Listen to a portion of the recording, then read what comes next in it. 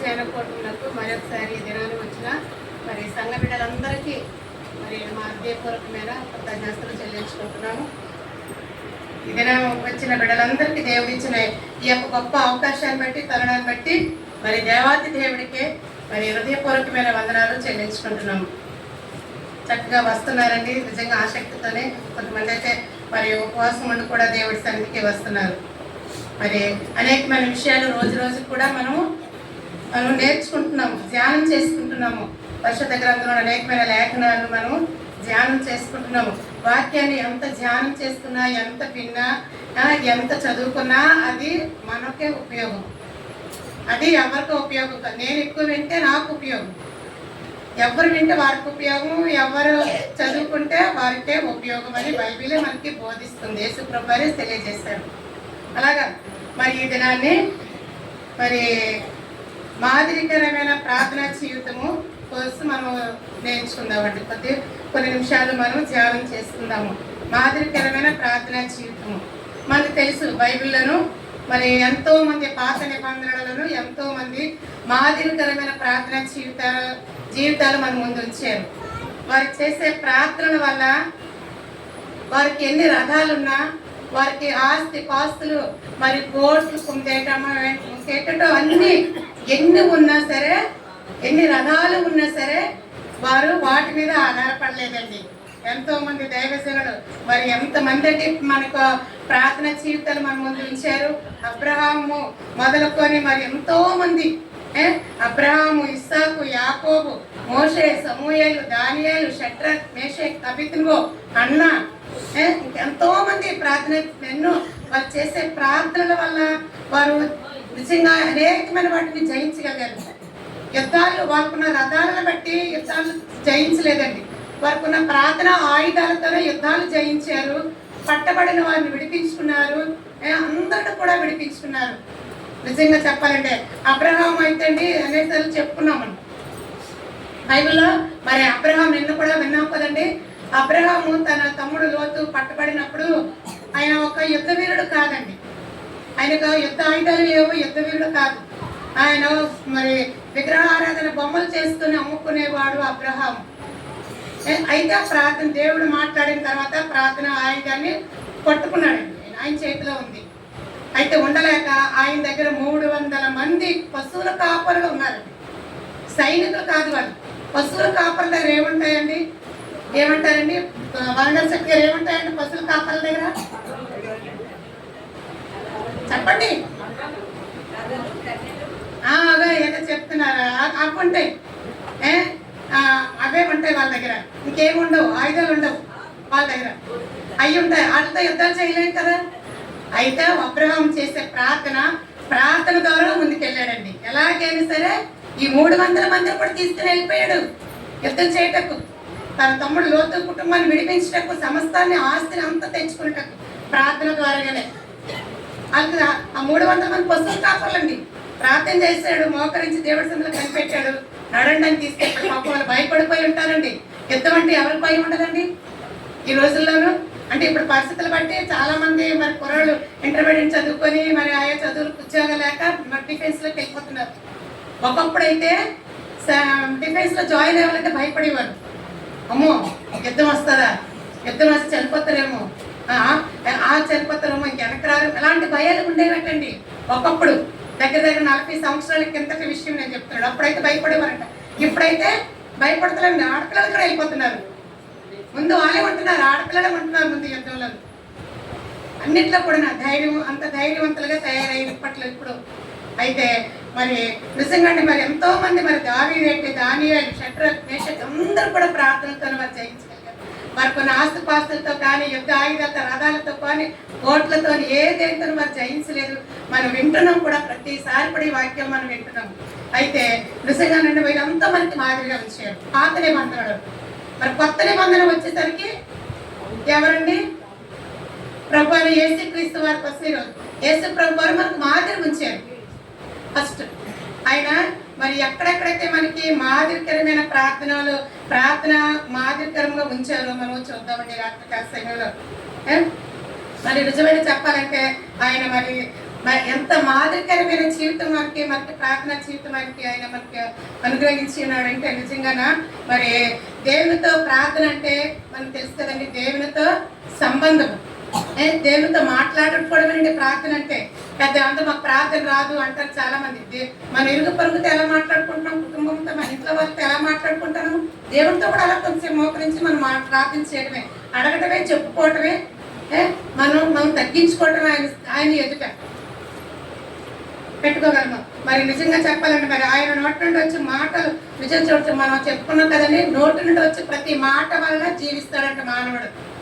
రొట్టె వలన కాదు, మనుషుడు రొట్టె వలన కాదు, ప్రతి మాట వలన జీవిస్తాడనే వాక్యము మనం తెలియజేస్తుంది. అలాగే మరి అందుకే ఇరిమియా గ్రంథంలో అంటాడు కదండి, ఇరిమియాతో అంటాడు కదా, నాకు మొర్రపెట్టుము నీకు ఉత్తరం ఇచ్చేదును. ఆయన అంటారు మొర్రపెట్టు నీకు ఉత్తరం ఇస్తాను అంటారు కదండి. చాలా మంది అడగకపోతే అమ్మాయినా అన్నం పెట్టదని. అలాగా నాకు మొర్రపెట్టు అంటే అక్కడ ప్రాబ్లం ఏంటో, ఇర్మియాకున్న ప్రాబ్లం ఏంటో దేవునికి తెలుసుంటే నాకు తెలుసు కదా, నువ్వు ముందుకెళ్ళని అంటలేదు, అక్కడ ముందు మొర్రపెట్టు, అక్కడ ప్రార్థన చేయు, నీకు సహాయం చేస్తాను అంటున్నారు. తెలుసు అక్కడ ఏ సహాయం కావాలో ఇర్మియాకి దేవునికి తెలుసు, అక్కడ ఉన్న ప్రాబ్లం ఏంటో తెలుసు దేవునికి. కానీ నాకు మొరపెడితే నీకు సహాయం చేస్తాను అంటున్నాడు. నిజంగా చూడండి మరి అలాగే మరి నిజంగా మరి రక్షింపబడిన ప్రతి ఒక్క విశ్వాసికి ప్రథమ ముందుగా మనం పొందుకోవాల్సింది ఏంటంటే ప్రార్థన ఆయుధమే. ఇంకేది వద్దండి. మరి చాలా మంది అంటారు మాకు చదువుకోలేదు కదా, మాకు చదువు లేదు మేమేంటి అని ఎప్పుడు అంటూనే ఉంటారు చాలా మంది. ఏమీ లేదండి, మీ దగ్గర చదువు వద్దు, మీరు 1వ క్లాస్ కూడా చదువుకోలేదు, మీకు అక్షరం అంటే తెలియదు, వద్దు. ప్రార్థన కలిగి ఉండండి, ప్రార్థన చేయండి, మోకరించి ప్రార్థన చేయండి. సంఘం కోసము, సంఘ క్షేమాభివృద్ధి కోసము, ముందున్న పరిస్థితుల కోసము, ఇప్పుడున్న పరిస్థితుల కోసము, ఎవరైతే మందిరానికి రాలేకపోతున్నారో వారి కోసము, మీరు రెగ్యులర్గా వస్తున్నారు రాలేకపోతున్న వారి కోసము, రావాలని అనుకున్నా సరే రాలేని పరిస్థితుల్లో ఉన్న వారి కోసము ఏం చేయమంటే అప్పుడు చదువు అవసరం లేదండి. ఏం కావాలి కూడా ప్రార్థన ఆయుధం కావాలి. ప్రార్థన చేయండి కొంత సమయము. మీ పరిస్థితులన్నీ కూడా మనతోనే సరిపోదు కదండి. మన వెనక తరాల వరకు మన బిడ్డలకి మనం విడిచిపెట్టాలి. నేను అనేకసార్లు చెప్తున్నాను, మనం సంపాదించిన బిడ్డలకు ఆస్తి పాస్తులు కాదండి, ఆస్తి పాస్తులు అది వేరే లెక్క. కానీ మనం విడిచిపెట్టిన భక్తి జీవితం మనం విడిచిపెట్టాలి. మన బిడ్డలకి మాదిరికరమైన భక్తి జీవితం మన బిడ్డలకు మనం విడిచిపెట్టాలండి. అది చెప్పుకోవాలి. అదే మనం వెంట వస్తుందంట. మనం వెళ్ళేటప్పుడు ఎంత డబ్బు, ఇంత బంగారం సంపాదించింది ఆవిడ వెళ్ళిపోతుందని చెప్పుకోరంట. చాలా మంది మేము వింటున్నాం కదా, ఎందుకు అవన్నీ సంపాదించినా, ఎందుకు బిడ్డలకి ఇంట్లో మాదిరిగా లేరు, సరి అయిన బ్రతకలేదు, బిడ్డలు సరి క్రమశిక్షణలో పెంచుకోలేదు అని అదే చెప్పుకుంటారటండి. అంతేగాని ఎంత ఆశ సంపాదించినా ఎంత ఆశ సంపాదించిందని చెప్పుకోరంట. మనం వెళ్ళేటప్పుడు అదే వస్తాయంట. కానీ వాటి కోసం మనం ప్రయాసపడాలి. మనం వెళ్ళేటప్పుడు మనకి మన వెనకతల ఏ మాటలు వస్తాయో వాటి కోసం మనం ప్రయాసపడాలి. ఆ మంచి మాటలు అందరి నోటంటే రావాలని అద్భుతం అంటారు కదా, మనుషుల దయ కూడా కావాలి. యేసు ప్రభు ఆయన దేవుని కుమారుడు, మనుషుల దయ కూడా పొందుకున్నాడండి. ఆయన దయ, మనుషుల దయ అవసరం లేదు. ఆయన యేసు ప్రభు, ఆయనకి ఎందుకు మనుషుల దయ? ఏం కావాలి? తండ్రి కుమారుడు ఆయన, మనుషుల దయ వద్దు. కానీ మనుషుల దయ కూడా ఆయనకు వచ్చిందండి. అవసరం పడి మనుషుల దయలో కూడా ఆయన వర్తిల్లేదు యేసు ప్రభు. కాబట్టి మరి నిజంగా చెప్పాలంటే మరి చూడండి, మరి ప్రార్థన చేయటకు మనకు ప్రార్థన దేనికంటే అవసరము? మన బిడ్డల భవిష్యత్తులు మార్చాలంటే, మనకున్న డబ్బు ఆస్తులు సంపాదన మన బిడ్డల భవిష్యత్తులు మనం మార్చలేమండి. వాటి ఉన్నవారు ఏ విధంగా జీవిస్తున్నారో లోకంలో ప్రస్తుతము, డబ్బు ధనము ఆస్తి ఉన్నవారు బిడ్డలు లోకంలో ఏ విధంగా ఉన్నారో మనం చూస్తున్నాం ప్రస్తుతం. ఏది లేదో వాళ్ళ చేతిలో.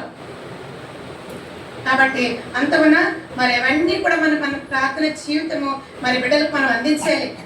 బిడ్డల భవిష్యత్తులు బాగోవాలంటే, మన కుటుంబ జీవితాలు మనం బాగుపరచుకోవాలంటే, మన క్షేమం కావాలంటే, మన ఇరుగు పొరుగు వారు కూడా క్షేమంగా ఉండాలంటే, వాళ్ళ క్షేమము మనం చూడాలంటే మనం ఏం చేయాలంటే ప్రార్థనే చేయాలి. చదువు అవసరం లేదు, ప్రార్థనే చేయాలి. వారికి ఇరుగు పొరుగులో ఉన్న సమస్యలు బట్టి కూడా మనం ఏం చేయాలి? ప్రార్థనే చేయాలి.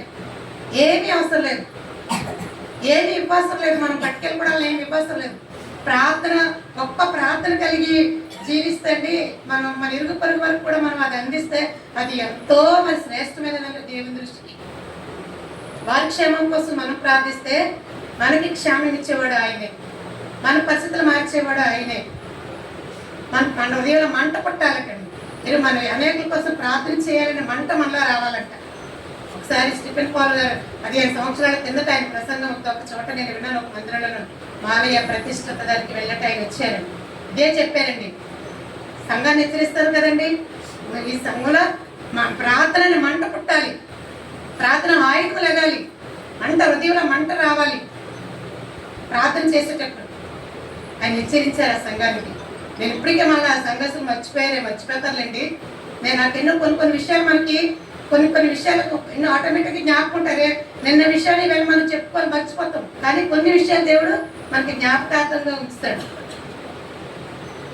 కాబట్టి నిజంగానండి మరి ప్రార్థన మన అన్యాయానికి దూరంగా వస్తుంది, అక్రమానికి దూరంగా వస్తుంది, శత్రువులకు దూరంగా ఉంచుతుంది, మన విరోధులకు దూరంగా ఉంచుతుంది. ప్రార్థన మన బిడ్డలను కాపాడుతుంది, మనల్ని కాపాడుతుంది.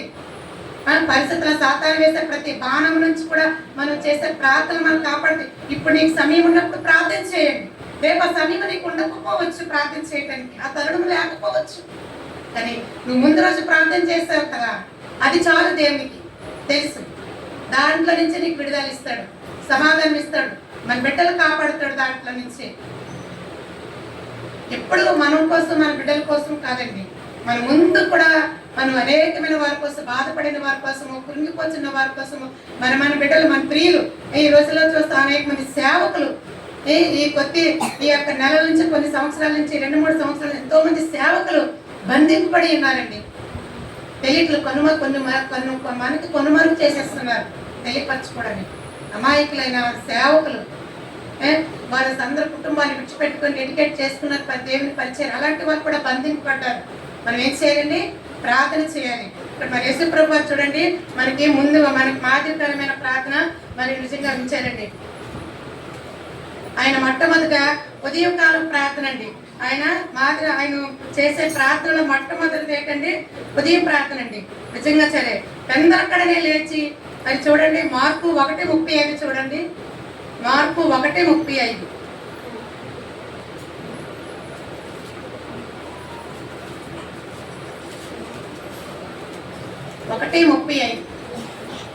ఆయన పెందలకడనే లేచి ఇంకను చాలా చీకటి ఉండగానే బయలుదేరి అరణ్య దేశమునకు వెళ్ళి అక్కడ ప్రార్థన చేయుచుండెను.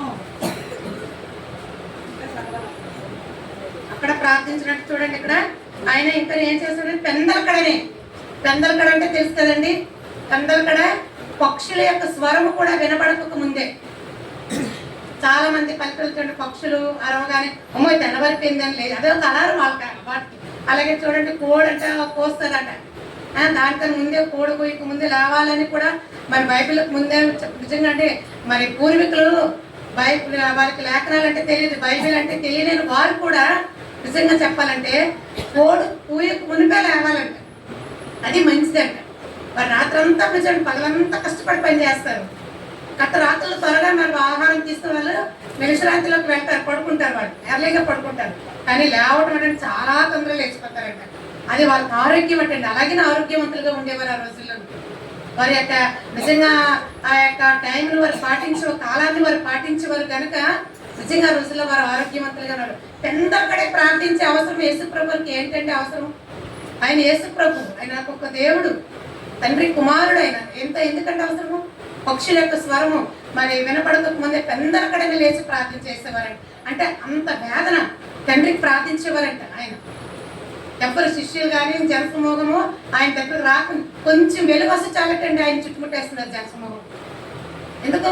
వారి రోగాలను బాగు చేయటకు, వారి పరిస్థితులను బాగు చేసుకోటకు, వాటన్నిటి కోసము ఆయన మాటలు వినాలని ఆతృత. కొంచెం వెలుగు వస్తుందంటే వచ్చేసేవారు జనసమూహం, ఆయన వెంబడించేసేవారు తండోపతండాలుగా. రోజుకి జనసంఖ్య పెరుగుతూనే ఉంది యేసు ప్రభువుని వెంబడించటకు. అందుకోసం ఏం చేసేవారండి? పెందలకడ లేసి తండ్రికి అయినా ప్రార్థన చేసుకున్నట్లు ఇక్కడ మార్కు 1:35 ఉందండి.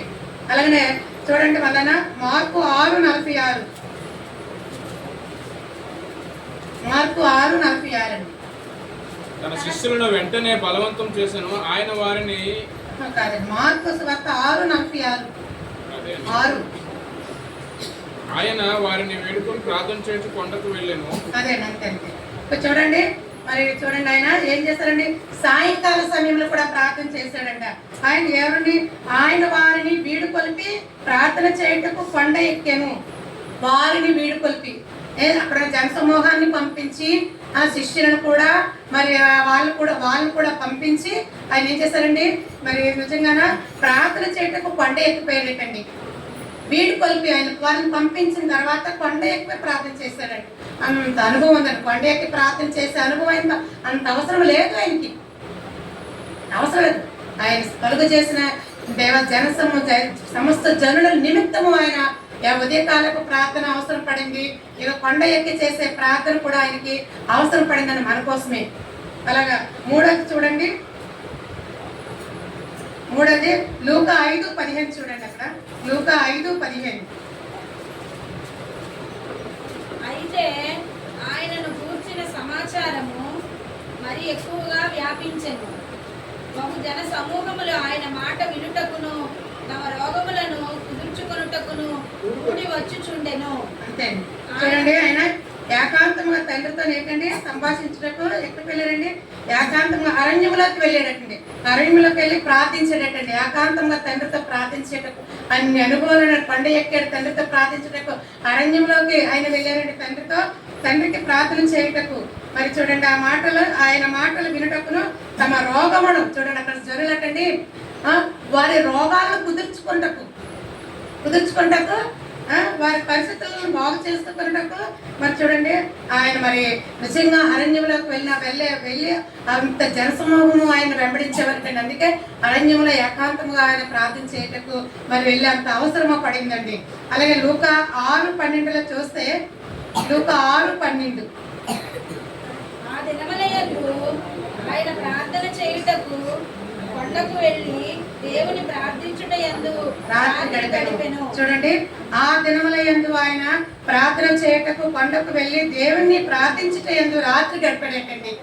పగలంతా పరిచర్య, అద్భుతాలే, ఆశ్చర్యకార్యాలే. అనేక మంది రోగులు స్వస్థపరుస్తూనే ఉండేవారు, అడుగడుగునా రోగులే స్వస్థపరుస్తున్నారు, పగలంతా చేస్తున్నారు. అలాగే రాత్రంతా కూడా ప్రార్థన చేయటకు ఆయన చూడండి మరి ఆయన ప్రార్థన చేయటకు కొండకు వెళ్ళాడండి. రాత్రంతా గడపడానికి కొండ మీదకి వెళ్ళారండి. ఎంత వేదన చేశారండి, ఆయన శరీరాన్ని ఎంత ఆయన తన స్వాధీనం అందించుకున్నాడండి. అలాగే లూకా 9:18 చూస్తే, లూకా 9:18 అండి.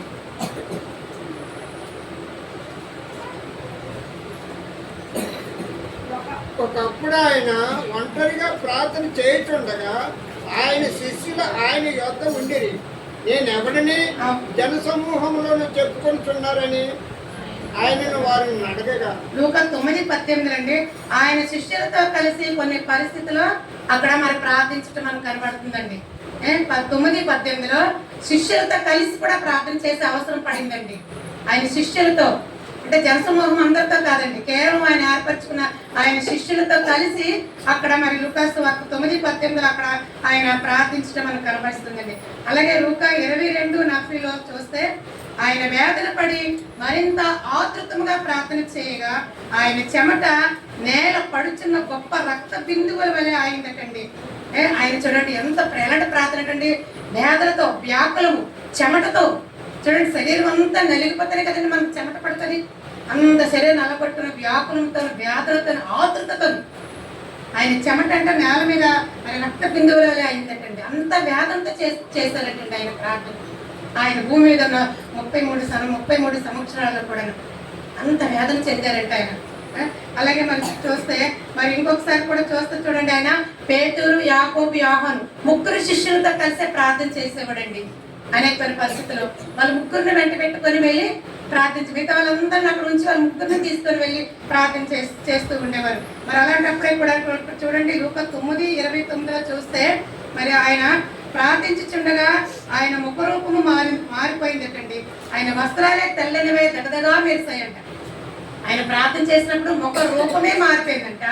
ఆయన వస్త్రాలే తెల్లగా దగదగా మెచ్చిపోయేటండి.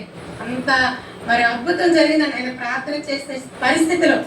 నిజంగా చూడండి, మరి ఆయన ఆ వస్త్రాలు కానీ ఆ మెరుపులు కానీ మనం ఊహించలేము, మనం వేల కట్టలేము, మరి సరి చూడలేమండి. అంత అద్భుతము ఆయన వస్త్రములకి ఉన్న మెరుపు. ఆయన మరి నిజంగా మరి ఆ యొక్క ముఖములో యొక్క రూపము కూడా అంతగా వికసించింది ఆయన ముఖము. కానీ తర్వాత ఏమైందండి, సిలువగా ఆయన అప్పగించినప్పుడు అదంతా మారిపోయింది. ఆయన రూపమే లేదు, ఏ రూపము లేదు. లాస్ట్కి మన కోసమైన అనేకమైన శ్రమలు మరి సిలువ మీదకి వెళ్ళకముందు శిష్యులు మరి అక్కడ రోమా ప్రభుత్వం వారు ఎన్ని హింసలు పెట్టారు, బట్టి అన్నిటిని బట్టి ఆయన మరి మారిపోయిన మరి నిజంగా ఆయన ముఖ దర్శనం అంతా రూపమే మారిపోయినట్టు మనకి బైబిల్లో ఉంది. అంతగా చేశారండి. మరి ఇంత ప్రార్థన జీవితము, అన్ని ప్రార్థనలు ఏకాంతగా కలిసి ప్రార్థన, మరి నిజంగా సహవాసంతో కలిసే ప్రార్థన, జనసమూహంతో కలిసి చేసే ప్రార్థన అన్ని అవసరం ఏంటంటే ఆయనకి అంత అవసరం లేదు. మరి నిజంగా చెప్పాలంటే మరి నిజంగా ఈ రోజుల్లో చూస్తున్నా కూడా కదండి పరిస్థితులు ఎలా ఉంటున్నాయో, మరి ఎంత భయంకరంగా ఉంటున్న పరిస్థితులన్నిటినీ మనం ఎదుర్కోవాలంటే ప్రార్థనే. ఎక్కడ చూస్తే మనం అందుకే అంటున్నారు కదా ప్రార్థన. నేను ఒకసారి అండి దగ్గర 15 సంవత్సరాల కిందట నేను కొన్ని బుక్స్ కొనుక్కున్నామండి. మేము వెళ్ళి నేనే ఇంట్రెస్ట్గా తీసుకున్నాను. ఇద్దరం వెళ్ళాము బుక్ సెంటర్కి వెళ్ళి కొన్ని బుక్స్ తీసుకున్నాను. అందులో ఒక బుక్లో ఒక పెద్ద దైవజనుడు రాశాడండి.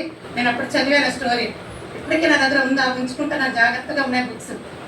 అందులో రాశారండి నిజంగా ఒక అక్కడంటే ఒక దేశంలో అంట రెడ్ ఇండియన్స్ అనే ఒక టీం దగ్గరికి ఒక అతను వెళ్ళాడంట. అతనికి అక్కడికి వెళ్ళే అవసరం పడింది. ఆయన వెళ్ళారు. వెంట చూస్తే అక్కడున్న భాష ఈయనకి రాదు. వారి క్రియలు వారి యొక్క ప్రవర్తనలు వారి పరిస్థితులు భయంకరంగా ఉన్నాయంటండి. ఈ వెళ్ళే వ్యక్తి ఎలాంటి వాడు, నిజంగా దేవుని యందు మరి భయభక్తులు గల మరి వ్యక్తి ఏంటండి. ఆయన పేరు మరి ఆయన డేవిడ్ బెనార్డ్ అనే అక్కడ వ్యక్తి. ఆ ప్రజల మధ్యకి వెళ్తే అక్కడ పరిస్థితులు బాగులేవంట.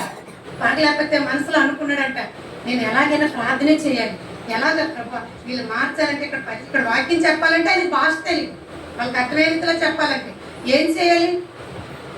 నేను ప్రార్థన చేస్తున్నాడంట, అకాంత ప్రార్థన చేసుకుంటున్నాడంట. ఆ వ్యక్తి చేస్తూ ఒక దినాన్ని వేదంతో చేస్తున్నాడంటే ప్రార్థన చేస్తుంటే ఒక దినాన్ని ఒక వ్యక్తి కనిపించాడంట.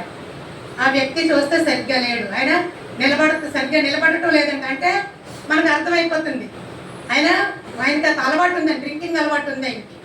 అయితే తప్పదు, ఆ వ్యక్తితో ఎలాగైనా సరే నాకు తర్జుమా చేయాలి, నేను తర్జుమా చేయటం నాకు కావాలి అని ఆయన ప్రార్థన చేసుకుంటే ఒక వ్యక్తి కనిపించాడంట, ఒక యవనస్తుడు.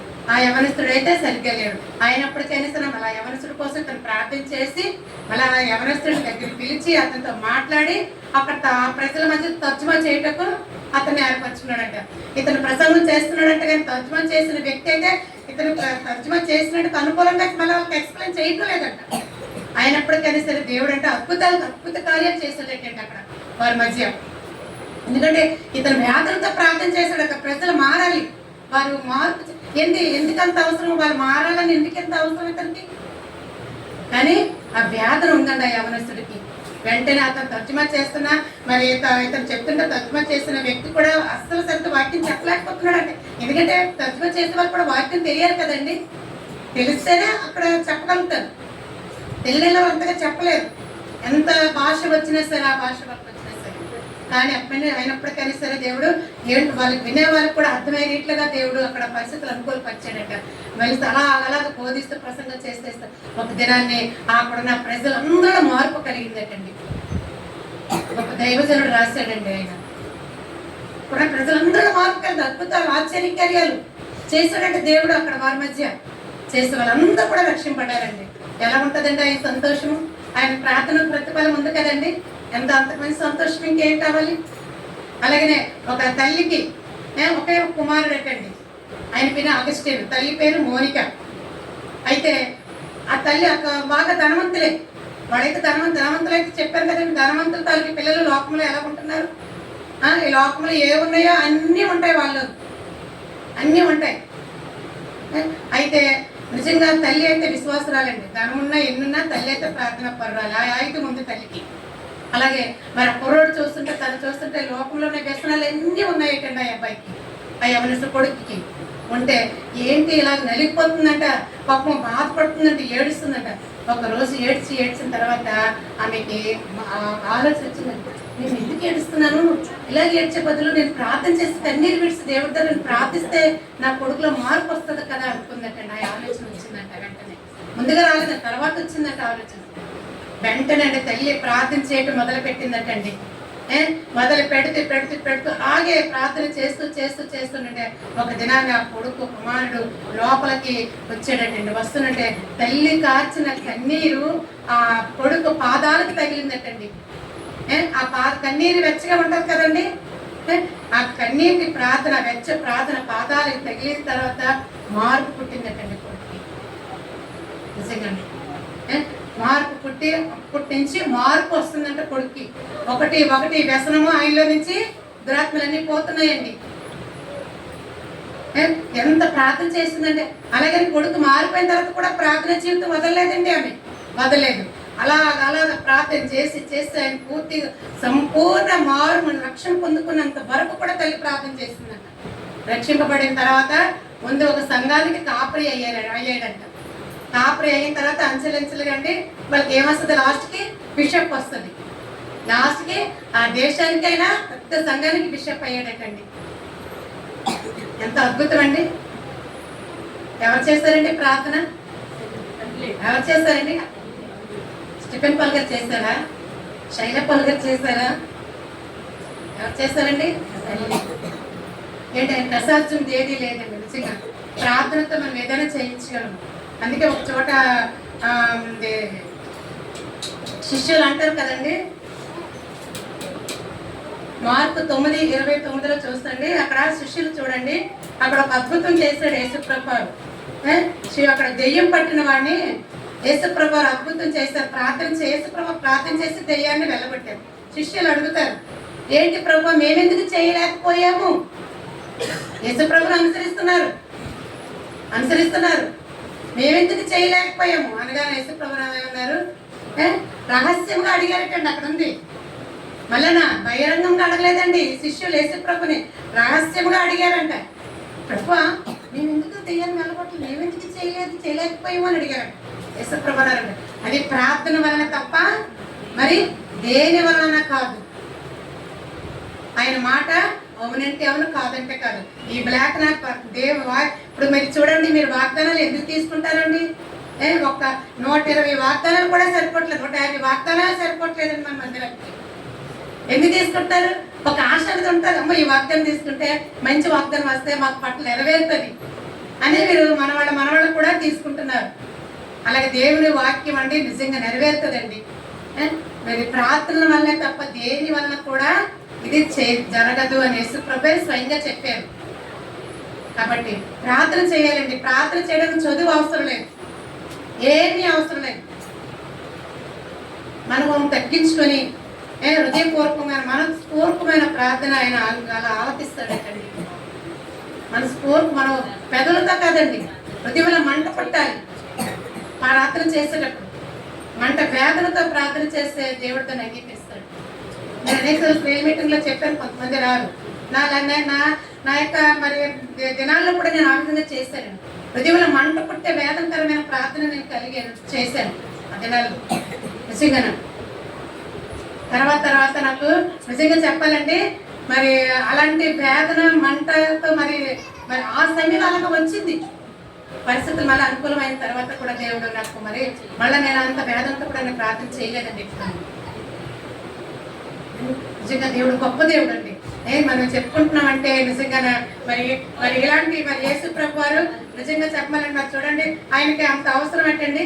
నిజమే, కొంతమంది మన మందిరంలో ఉన్నారండి, ఉదయాన్నే లేసి ప్రార్థన చేసుకునే వాళ్ళు ఉన్నారు, కొంతమంది సాయంకాలం చేసి ప్రార్థన చేసే వాళ్ళు ఉన్నారు, కొంతమంది రాత్రి సమయంలో చేసే ప్రార్థన చేసుకునే వాళ్ళు ఉన్నారు. కానీ వారిని బట్టి దేవుడికే మహిమ ఘనత. నిజంగా నట్టి వాక్యం దేవుడు ఇచ్చినందుకు దేవుడికే వందనాలు. వారిని బట్టి చేయాలండి ప్రార్థన, ఏకాంతి ప్రార్థన. ఎన్నిసార్లు చెప్తూ ఉంటాం, మరి ఇక్కడ మీకు మందిరం ఉంది. నిజంగా ఇంటి దగ్గర పరిస్థితులు అండి, కొన్ని విషయాలు ప్రార్థన చేయటకు అవకాశం ఉండదండి. కొన్ని విషయాల కోసం అంటే మందిరంలోకి రావాలండి, రావాలి తప్పకుండా అండి. ఎక్కడికి వెళ్ళిపోదండి మందిరంలో చేసే ప్రార్థన, ఎక్కడికి వెళ్ళిపోదు. ఒక్కొక్కసారి చేసే ప్రార్థనకు వెంటనే జవాబు వస్తుంది. కొన్నిసార్లు కనిపెట్టాలి, ఓర్పు సహనం కావాలి. కనుక కనిపెట్టడం వలన అద్భుతాలు చూడగలుగుతారు. ఇంత చక్కని మందిరం ఎప్పుడు 24 గంటల తలుపులు తెరుచుకునే ఉంటాయి. దగ్గర చుట్టుపక్కల ఎంతో దగ్గర ఉన్నారు. సమయం అంత అసమయం మీరు ఎందుకండి వేదన చెందడం ఎందుకు, మీరు బాధపడడం ఎందుకు, కృంగిపోవడం ఎందుకు? అదేదో కృంగిపోవడం, వేదన బాధ వచ్చి ఇక్కడ తొక్కి చేసుకోండి. ఇక్కడ చెందితే ప్రతిఫలం ఉంటుంది, జవాబు కలుగుతుంది, నెమ్మది ఉంటుంది, సమాధానం ఉంటుంది. మేము పరిచర్యలకు మాకు దేవుడు అప్పగించినప్పుడు నేను ఒకటే ప్రార్థన చేస్తాను ప్రభు దగ్గర, ప్రభు మాకు పరిచర్యలో మమ్మల్ని ఏర్పరచుకున్నావు, నీ నామమును బట్టి మేము ఎవరి నిమిత్తం మేము ప్రార్థన చేస్తాము వాటికి విడుదల, సమాధానం, నెమ్మది, స్వస్థత, క్షేమము దయచే నీ నామం కేవలం మీ నామానికి మహిమకర్తం ఉండటకే ఆ విధంగా కార్యాలు చేయి ప్రభు. నీ నామాన్ని బట్టి మేము ఎవరి కోసం మేము ప్రార్థన చేసినా నా ఆశ ఒక్కటే ప్రభు అని అట్టుటని అడిగానండి ప్రభు. మాకు దేవుడు ఎప్పుడైతే మమ్మల్ని ఏర్పరచుకున్నా ఆ దినాన్ని నేను చేసుకున్న ప్రార్థన అది ఎప్పుడూ నేను జ్ఞాపకం చేస్తూనే ఉంటుంటాను. నేను ప్రార్థన చేసుకున్నప్పుడు నేను ఎప్పటికేసాను, ఎవరైనా మాట్లాడినా సరే ప్రజలు చెప్తాను ప్రార్థన చేసుకోండి. తప్పకుండా దేవుడు కార్యాలు చేస్తాడు. మనం ఇలా రోజుకు వచ్చి వింటున్నాము అంటే ఏమి భారాన్ని ఏమి మీ మీద పెడతలేదు, భారం ఏమి పెడతలేదు. ఒక్కటే ప్రార్థన చేయండి. యేసు ప్రభువారు ఇందుకు కూడా ఇన్ని ప్రార్థనలు చేశారు. ఆయన ఏకాంత ప్రార్థన చేశారు, ఉపవాస ప్రార్థన చేశారు, అరణ్యంలోకి వెళ్ళి ప్రార్థన చేశారు. ఆ అరణ్యంలో ఏముంటాయని తెలుసు మనకి. అరణ్యంలో ఏమేమిటి పెద్ద పెద్ద మృగాలు ఉంటాయి. ఆయన వాటన్నిటి నోళ్ళు మూయిస్తాడండి, మూయించే దేవుడు ఉన్నాడు. కాబట్టి నిజంగా అన్ని ప్రార్థనలు చేయగల వారు ఆ ప్రార్థనలన్నీ ఎవరికండి, ఎవరి కోసము? మనకోసమే, సర్వ మానవాళి కోసమే. ఆయన మనుషులందరినీ మనలే కదండి, సమస్త జనులు ప్రేమించే దేవుడు అండి. ఆయన అందరినీ ప్రేమించేవాడు, అందరికీ ధారాళంగా ఇస్తాడు. అందుకే వాక్యం ఎందుకంటే నీతిమంతుల మీదను అనీతిమంతుల మీద ఆయన ఏంటంటే నీతి అనే వర్షాన్ని కుమరిస్తాడటండి, అందరినీ ఆశీర్వదిస్తాడట. నా నామమ్మని బట్టి అన్యజనులందరూ ఆశీర్వదింపబడతారు, అన్యజనులు కూడా ఆశీర్వదింపబడతారండి. ఆయన వాక్యాన్ని ఇచ్చాడు. మనమెవరు అంటే అసూయపడడానికి? మన పొరుగువారు అన్యజనులే, మనకంటే ఆశీర్వదింపబడుతున్నారు. ఆ వాగ్దానం ఎవరిచ్చాడు? దేవుడే ఇచ్చాడు. మనం ఎందుకు అసూయపడడానికి? అసూయపడేవారు నిజంగా ఇరుగు పొరుగు వారి కోసం మనకు మన బంధువులు అసూయపడతారు. ఎందుకంటే పక్క వారికి ఏం కావాలి అసూయపడడానికి? అది పట్టించుకోరు. కేవలం మన రక్త సంబంధులే అసూయపడతారు. కాబట్టి అంటే అసూయపడే స్థితిలో పెట్టి దేవుడు మనల్ని పెడతాడండి, వారు ఎదురు పెడతాడు. మనం ఒక ఆయుధం కలిగి ఉంటే, ప్రార్థన ఆయుధం కలిగి ప్రార్థన చేసుకుంటే, కొద్ది మాటలు ఆయనతో మనం సంభాషణ చేసుకుంటే, ఆయనతో మాట్లాడితే, ఆయనతో గడిపితే, ప్రార్థన ఒకసారి చూడండి, ప్రార్థన చేసుకో చెప్తూ ఉంటారు. ఈరోజు ప్రార్థన చేసుకోకపోతే నాకు అలాగైంది ఇలాగైంది చెప్తూ ఉంటుంటారు పాప సాక్ష్యాలను. కాబట్టి ఎప్పుడు కూడా మీరందరూ ప్రార్థన చేసేవాళ్ళేనండి. కాబట్టి ఈరోజు ఆరోగ్యంగా ఉండగలిగారు కదండి. ఈరోజు రోజు మందిరం రాగలుగుతున్నారు. ఎందుకంటే మీరు ఇప్పటికప్పుడు గొప్ప చేస్తున్న ప్రార్థన వల్లనే. ఇంకా మనం బలపడాలని దేవుడు మనల్ని హెచ్చరిస్తున్నాడు. రోజుకి కూడా మనం బలపరచబడాలి. దేవుడి సన్నిధికి వస్తున్నామంటే మన యొక్క భక్తి జీవితము బలహీనపడకూడదు, బలపరచబడాలి. బలపరచే ధైర్యవంతులుగా మనల్ని మనం ఉండాలి. ఎన్ని వచ్చినా సరే తట్టుకునే శక్తి ఇవ్వాలి, అడగాలి. అంతేగాని వాటిని తొలగించి వాటిని నాకు రావద్దు అని అనకూడదండి. తట్టుకునే శక్తిని మనం అడుక్కోవాలి. తట్టుకునే శక్తి అడుక్కున్నాడు యోగు, 7 అంతల ఆశీర్వాదాలు పొందుకున్నాడు. భక్తుడు, యథార్థవంతుడు, దేవుడితో ముద్రింపబడ్డాడు యథార్థవంతుడని. ఆ దేశానికి శ్రేష్టమైన బిడ్డలు ఇచ్చాడు, ఆస్తులు ఇచ్చాడు, అన్నీ ఇచ్చాడు దేవుడు. ఓర్పు సగరం కలిగి అడిగాడు, అంత ఓర్చుకున్నాడు ఆయన. దేవుడి సన్నిధిలో పొందుకున్నాడండి. ఎంతో మంది చెప్పారు కదండి, ఎంతో మంది మరి భక్తులు కూడా ప్రార్థన ద్వారా యుద్ధాలు జయించారు. వారి గృహాలు ఎంతో మంది కూడా ఈ రోజుల్లో కూడా ఎంతో మంది వారి ప్రార్థన జీవితంలో గృహాలు పట్టుకుంటున్నారు, నిలబెట్టుకుంటున్నారు. వారి బిడ్డల భవిష్యత్తుల కోసం ప్రార్థన చేసి నిలబెట్టుకుంటున్నారు, కాపాడుకుంటున్నారు.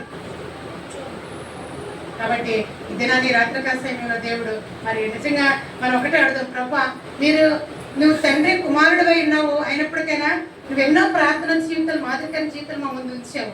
మరి మేము కూడా మీ వల్ల మేము అన్ని ప్రతి విషయంలో కూడా మేము మాదిరికరమైన ప్రార్థన జీవితం మా బిడ్డల కోసం మనం చేసే ప్రార్థనలు అంటే తల్లిదండ్రులు చేసే ప్రార్థనలు తల్లి చేసినప్పుడు బిడ్డ వచ్చాడు అనుకోండి, మనం గట్టిగా గద్దించగలుగుతాం. ఆ ప్రార్థన జీవితం మనలో లేకపోతే మనం గద్దిస్తే వాళ్ళు వ్యతిరేకమైపోతారండి. అలాంటి పరిస్థితులు కూడా మనం చూస్తున్నాము. ప్రార్థన చేస్తే కూడా బిడ్డలు భయపడతారు కూడా. అమ్మో మా అమ్మ చాలా ప్రార్థన పరురాలు, మా అమ్మ ప్రార్థన చేస్తుంది కాబట్టి అదొక దేవుడు అదొక భయాన్ని బిడ్డలకు కలిగిస్తాడు. కాబట్టి ప్రార్థన చేసి యేసుప్రభు వారు ఏ విధంగా అయితే మన కోసము మరి మాదిరికరమైన ప్రార్థన జీవితం మన ముందు ఉంచినారు. మనం అడుగుదాం దేవుడి సన్నిధిలో, ప్రభా మాకు అట్టి మాదిరికరమైన జీవితం దయచే. మేము ఇంకనూ ఏ సమయాలు మేము ప్రార్థించుకోలేకపోతున్నామో ఆ సమయాలు మేము దాని సమయాన్ని మరియు నువ్వు ఇచ్చిన సమయాన్ని మేము సద్వినియోగం చేసుకోగలటకు మాకు కేవలం కావాల్సిందే పరిశుద్ధాత్మ సహాయం కావాలి. ఏది చేయాలన్నా మనకు పరిశుద్ధాత్మ సహాయం మనకు అవసరం. కాబట్టి ఆ పరిశుద్ధాత్మ దేవుడు మనకి సహాయం చేయగలగన మనం అడుగుదాము. దేవుడి కొద్ది మాటలు ఆశీర్వదించిన దాకా ఆమేన్.